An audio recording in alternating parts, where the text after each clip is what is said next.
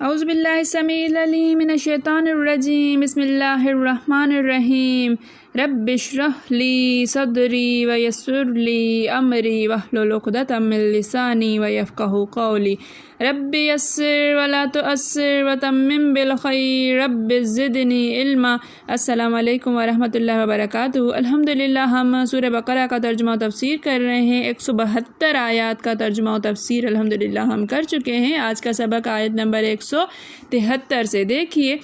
اعوذ باللہ من الشیطان الرجیم انما حرم علیکم المیتۃ والدم ولحم الخنزیر۔ انما بہرحال در حقیقت حرم حرام کیا علیکم علی پر تم پر المیتۃ المیتہ مردہ والدم اور خون، دم کہتے ہیں خون کو،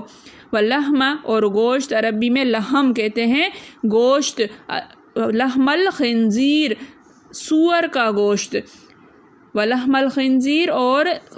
سور کے گوشت کو، وما اہل و اور ما جو ما موصولہ ہے، اہل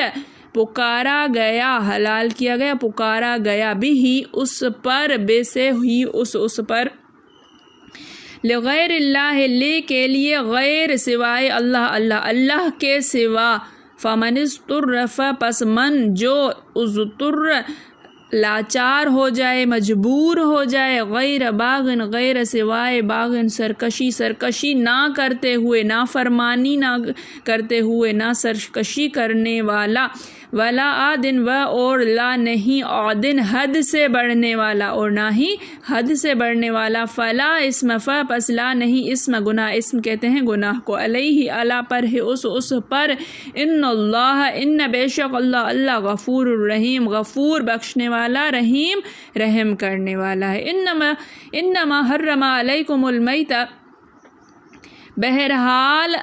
حرام کیا ہے تم پر مردار، ودم ولحم الخنزیر اور خون اور سور کا گوشت، وما اہل بہ لغیر اللہ اور جو پکارا گیا ہو اس پر اللہ کے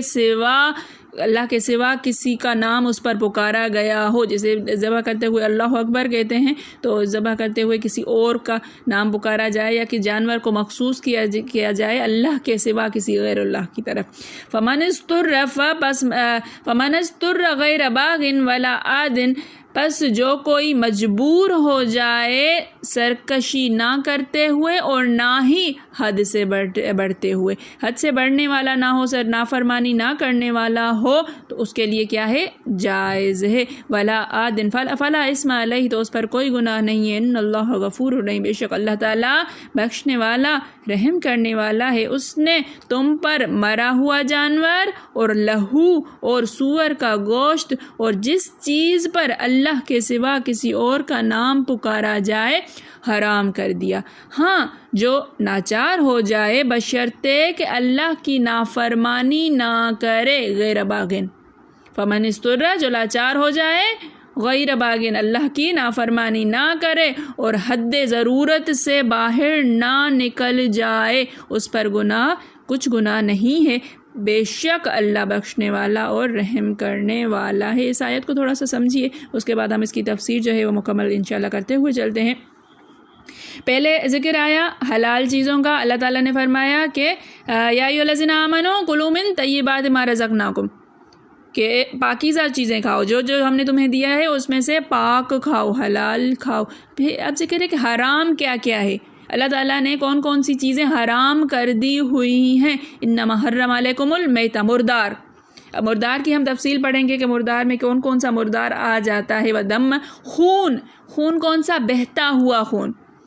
بہتا ہوا جیسے ہی ذبح کیا جاتا ہے تو خون بہہ رہا ہوتا ہے نا، تو وہ جو دق بن جاتے ہیں وہ خون استعمال نہیں کرنا ہے، اس کو پکا کر نہیں کھانا ہے، وہ خون جو ہے وہ حرام ہے۔ ولحم الخنزیر سور پورا کا پورا حرام ہے، اس کے بال، اس کی چربی، اس کی کھال، ہر چیز اس کی جو ہے وہ لحم الخنزیر، لحم کہہ کر یہ نہیں میرا مراد لیا جائے گا کہ صرف گوشت حرام ہے اور جو ہے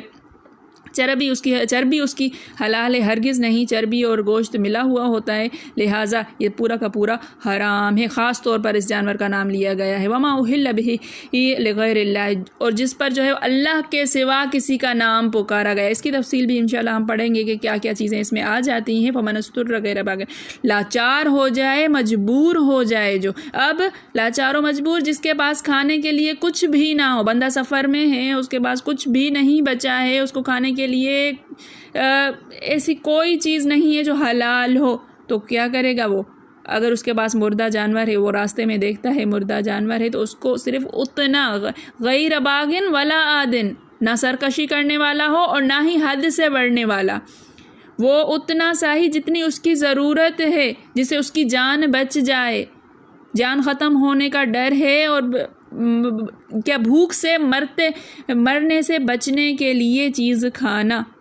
تو یہ جو ہے کسی اور کی چیز کھانا بھی جس طرح سے حرام ہوتا ہے، تو اس حالت میں کہ بالکل انسان مرنے والا ہو، بھوک سے تڑپ رہا ہو، تو اتنا کہ بھوک ختم ہو جائے، سرکشی نہ کرے، وہ اس کو جو پیٹ بھر کے نہیں کھانا ہے، حد سے بڑھنا نہیں ہے، اس کو جو سمیٹ کر نہیں لے کر جانا ہے، فلا اسم علیہ، تو اس پر کوئی گناہ نہیں، ایسے بندے پر گناہ نہیں ہے، صرف ایسے بندے پر جو مجبور ہو، لاچار ہو، اس کے لیے حرام مردار بھی جو ہے وہ حلال ہو جائے گا، دم بھی اور لحم خنزیر بھی۔ اللہ تعالیٰ خوب جاننے والا ہے، اللہ تعالیٰ بخشنے والا، رحم کرنے والا ہے، بس اگر جس نے جو ہے وہ صرف جان کو بچانے کے لیے کیا تو پھر اللہ تعالیٰ اس کو پکڑ نہیں فرمائیں گے۔ اب دیکھیے کہ جیسے کہ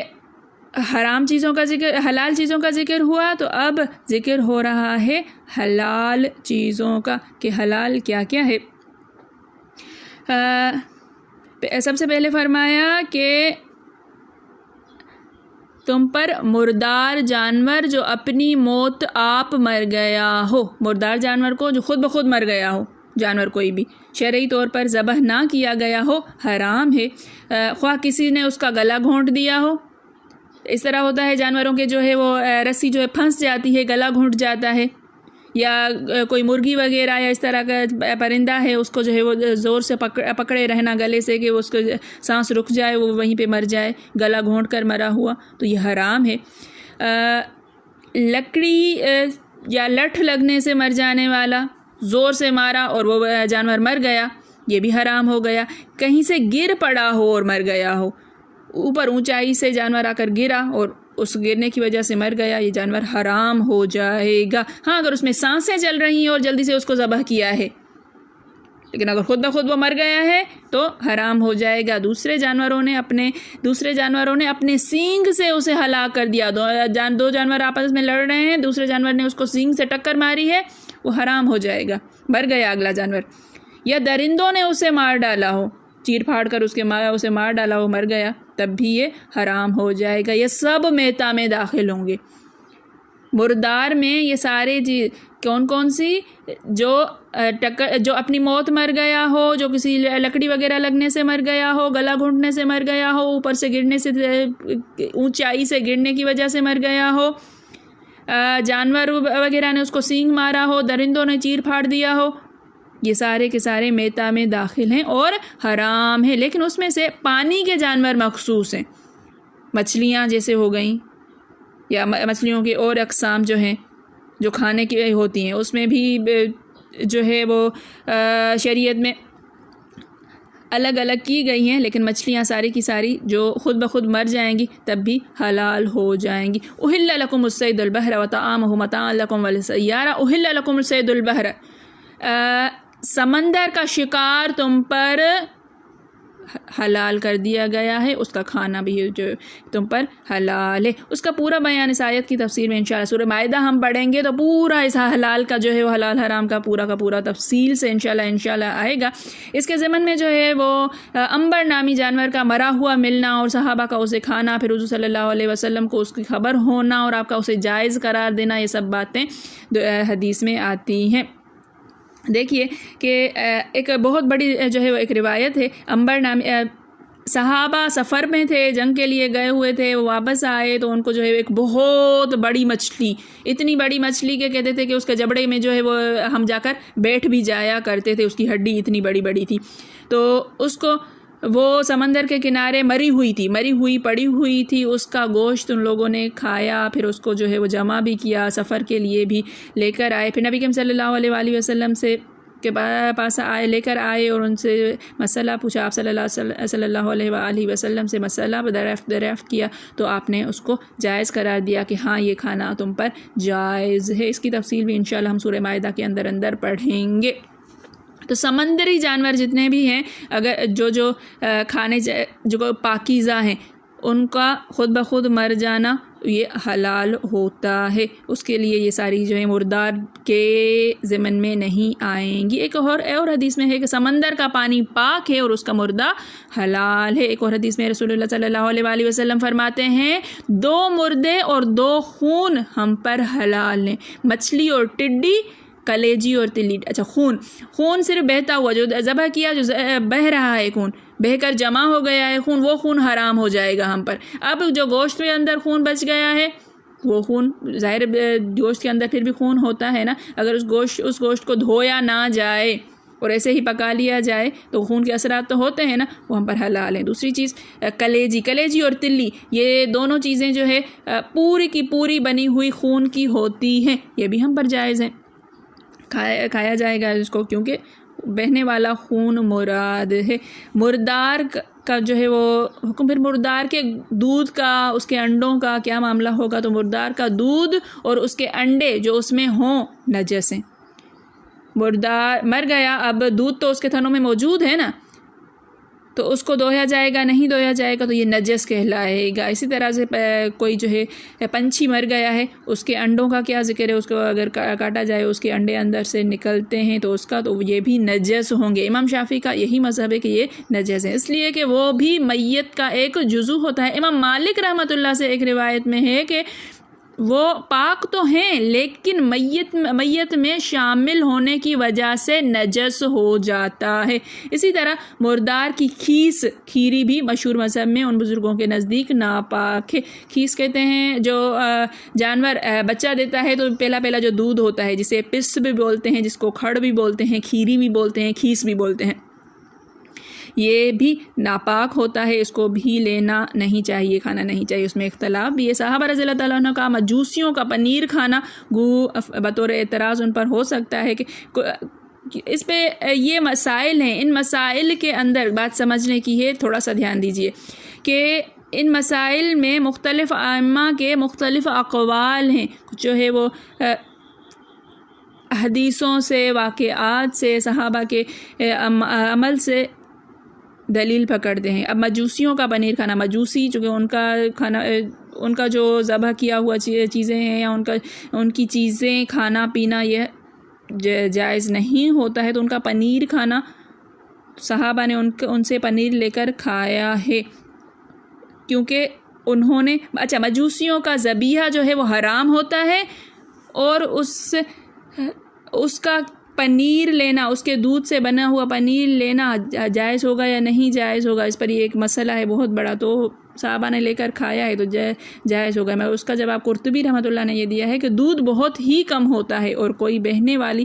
ایسی تھوڑی سی چیز اگر کسی مقدار میں زیادہ بہنے والی میں بڑھ جائے تو کوئی حرج نہیں ہے۔ دیکھیں دودھ جو ہے وہ بہت ہی کم مقدار میں نکلتا ہے،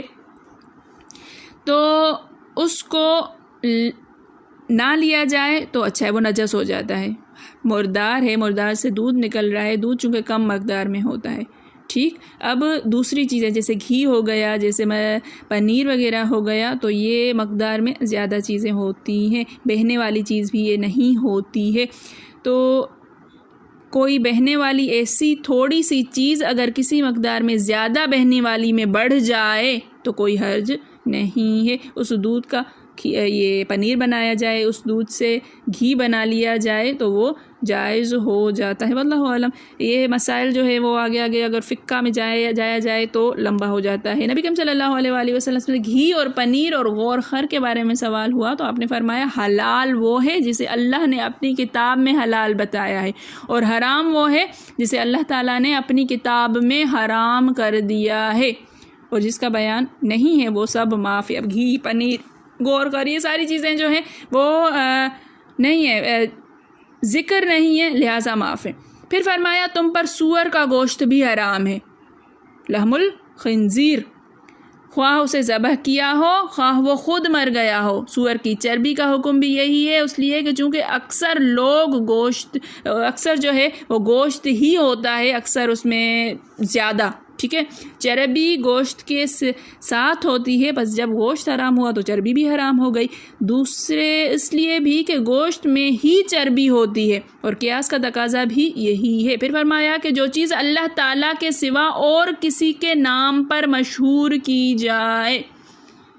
پہلے یہ ہوتا تھا کہ کسی نہ کسی بت کے لیے وہ جانور چھوڑ دیے جاتے تھے کہ یہ اس بت کے نام کا ہے، یہ اس بت کے نام کا ہے۔ ہم مسلمانوں کے اندر یہ چیزیں، یہ فلاں پیر کے نام پر چھوڑ دیا، یہ فلاں پیر کے نام پر یہ جانور جو ہے وہ مخصوص کر دیا، اب اس میں اللہ کا حصہ نہیں ہے، اس میں جو ہے وہ اس فلاں پیر کا حصہ ہے۔ تھوڑا سا غور کیجئے گا اس بات کا، وہ بھی حرام ہے۔ جاہلیت کے زمانے میں کافر لوگ اپنے معبودان باطل کے نام پر جانور ذبح کیا کرتے تھے جنہیں اللہ تعالیٰ نے حرام کر دیا۔ ایک مرتبہ ایک عورت نے گڑیا کے نکاح پر ایک جانور ذبح کیا تو حسن بصری رحمۃ اللہ نے فتویٰ دیا کہ اسے نہ کھانا چاہیے۔ اب گڑیا کی شادی وادی ہو گیا کچھ بھی، اس نے کہا کہ یہ میری گڑیا کے لیے ہے، اس کے لیے جو ہے وہ ذبح کیا جاتا ہے، اس کے نام کا ہے، تو فتویٰ آ گیا کہ یہ حرام ہے کیونکہ یہ تصویر کے لیے ہے۔ یہ حضرت عائشہ صدیقہ سے سوال کیا گیا کہ اجمی لوگ جو اپنے تہوار اور عید کے موقع پر جانور ذبح کرتے ہیں اور مسلمانوں کو بھی اس میں سے ہدیہ بھیجتے ہیں، ان کا گوشت کھانا چاہیے یا نہیں؟ تو فرمایا اس دن کی عظمت کے لیے جو جانور ذبح کیا جائے اسے نہ کھاؤ۔ یہ تھوڑا سا سخت مسئلہ ہے، یہ مسئلہ جو ہے وہ تھوڑا سا سخت مسئلہ ہے کہ پھر تو عید کے لیے بھی نہیں کھایا جائے، پھر تو جو ہے وہ مہمانوں کے لیے جو ذبح کیا جائے اس کے لیے بھی نہیں کھایا جائے، کسی اور غیر اللہ کا نام آ گیا۔ یہ لمبی تفصیل ہے۔ اصل معاملہ یہ ہے کہ جس وقت ذبح کیا جا رہا ہے، ہم ذبح کرتے ہوئے بسم اللہ پڑھتے ہیں اور اللہ اکبر پڑھتے ہیں۔ اگر ذبح کرتے ہوئے بسم اللہ اور اللہ اکبر نہیں پڑھا گیا ہے اور اس مخصوص بندے کا یا مخصوص جو ہے وہ غیر اللہ کا، اس بت وغیرہ کا نام لے کر ذبح کیا گیا ہے تو حرام ہو جائے گا۔ ہم نے کسی کے نام کی ایصال ثواب کی نیت سے ہم نے کسی کے لیے جانور ذبح کیا ہے اور اس پر ذبح کرتے ہوئے اللہ اکبر لا الہ الا اللہ جو بھی بسم اللہ پڑھتے ہیں تو وہ حرام نہیں ہوا، یہ حلال ہے۔ یہ چیز سمجھنے والی ہے۔ ایک ہے مخصوص چھوڑ دینا، اسی کا ہے گھوم پھر رہا ہے، وہ حرام ہو جائے گا۔ ایک ہے کہ لایا پکڑا ایصال ثواب کے لیے ہم کر رہے ہیں، اللہ کے نام کا ہے، اس کو اس ثواب پہنچ رہا ہے، مجازاً اس کا نام لیا جاتا ہے، حقیقتاً وہ اللہ کے لیے ہوتا ہے۔ اس کی تفصیل انشاءاللہ سورہ مائدہ کے اندر لمبی لمبی ہم پڑھیں گے۔ اب یہ کیا فرمایا کہ عید وغیرہ کے لیے جو فرمایا کیا جائے وہ بھی نہ کھاؤ، اور کیا فرمایا کہ اس کے لیے گڑیا کے لیے وہ بھی نہ کھاؤ، اور پھر فرمایا کہ اس دن کی عظمت کے لیے جو جانور ذبح کیا جائے اسے نہ کھاؤ، ہاں ان کے درختوں کے پھل کھاؤ۔ پھر اللہ تعالیٰ نے ضرورت اور حاجت کے وقت جب کہ کچھ اور کھانے کو نہ ملے ان حرام چیزوں کو کھا لینا مباح کیا ہے۔ اضطرار کی حالت میں اللہ تعالیٰ نے فرمایا جو شخص بے بس ہو جائے مگر باغی اور سرکش اور حد سے بڑھ جانے والا نہ ہو تو